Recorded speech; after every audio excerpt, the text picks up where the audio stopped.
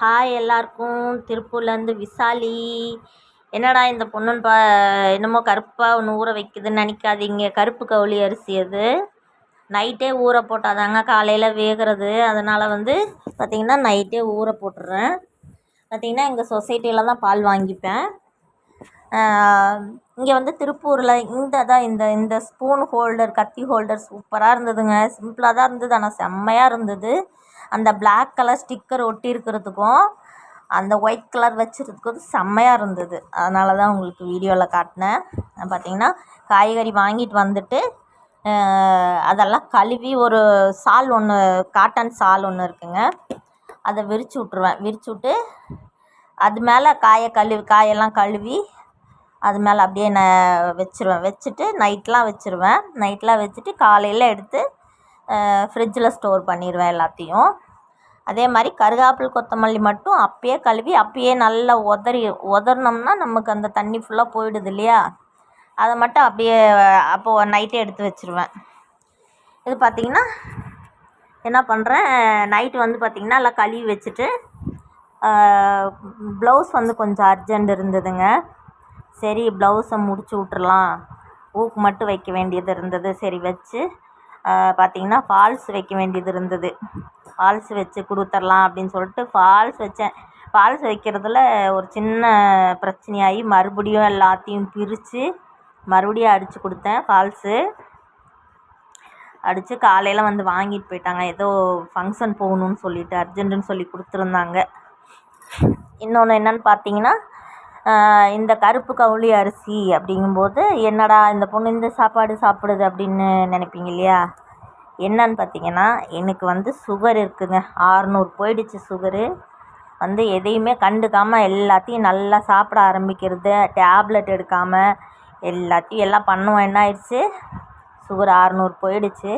அதுக்கப்புறம் பார்த்திங்கன்னா அந்த சுகர் 600 போனோன்னா என்ன ஆயிடுச்சு அப்படின்னா, எனக்கு உடம்பு டயர்ட் ஆகிறது, வேலை செய்ய முடியாமல் ஆகிறது, ரொம்ப கஷ்டப்பட்டுட்டு இருந்தேன்.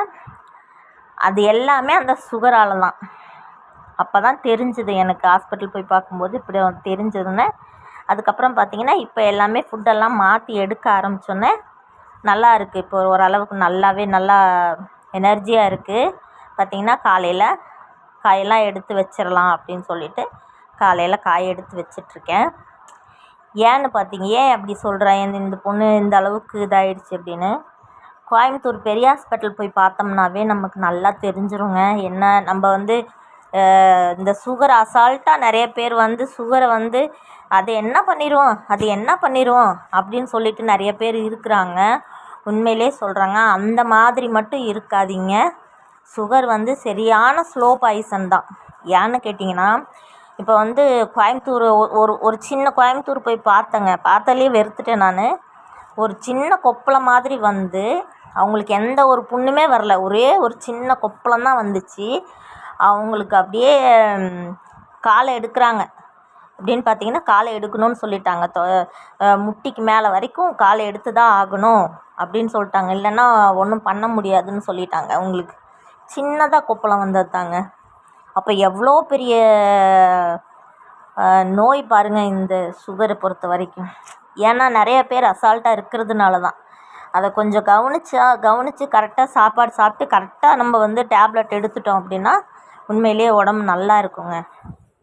அது மாதிரி நான் பண்ணி இன்றைக்கி 600 எனக்கு அது மாதிரி ஆயிருந்தால் என்ன பண்ணுறது அப்படிங்கிற ஒரு பயம்.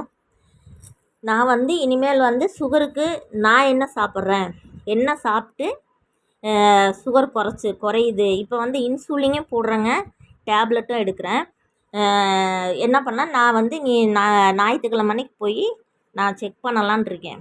செக் பண்ணிவிட்டு டாக்டர்கிட்ட போய் பார்த்துட்டு இன்சுலின் இப்போ சுகர் குறைஞ்சிருச்சு அப்படின்னா இன்சுலின் நிறுத்திட்டு அதுக்கப்புறம் பார்த்திங்கன்னா டேப்லெட் மட்டும் எடுக்கிற அளவுக்கு இருந்தாவே நம்ம கரெக்டாக சாப்பிட்டு கரெக்டாக டேப்லெட் எடுத்து எல்லாத்தையுமே கரெக்டாக கொண்டு போயிட்டோம்னா நமக்கு எந்த பிரச்சனையும் இல்லை. இது பார்த்திங்கன்னா காயெல்லாம் எடுத்து ஃப்ரிட்ஜில் ஸ்டோர் பண்ணுறேன். நான் ஃப்ரிட்ஜில் ஸ்டோர் பண்ணுறேன் நான். அதே மாதிரி என்னன்னு பார்த்தீங்கன்னா, இங்கே கடையில் வாங்கும்போது ஒரு நாளைக்கு 200 300 அந்த அளவுக்கு வந்துடுது. நம்ம பால் வாங்கி காய்கறி வாங்கி எல்லாம் பண்ணும்போது இது பார்த்திங்கன்னா இந்த மாதிரி காய் வந்து கிலோ 50 40ன்னு சொல்கிறாங்கள, எல்லா காயும் கலந்து வாங்குகிறோம் அப்படிங்கும்போது கொஞ்சம் லாபமாகவே இருக்குது. நம்ம அதுக்கு தகுந்த மாதிரி நம்ம செஞ்சுக்கலாம். ஒரு இரநூறுவா 250 போட்டோம்னாவே உங்களுக்கு சூப்பராக காயெல்லாம் இதாகிடுது.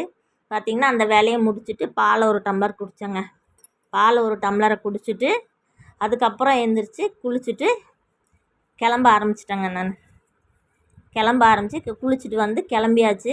கிளம்பிட்டு வேலைக்கும் கிளம்பிட்டேன். இந்த வீடியோ உங்களுக்கு பிடிச்சிருந்துன்னா லைக் பண்ணுங்கள், ஷேர் பண்ணுங்கள், கமெண்ட் பண்ணுங்கள், சப்ஸ்கிரைப் பண்ணுங்கள். எனக்கும் கொஞ்சம் சப்போர்ட் பண்ணுங்கள். ஓகே, பாய்.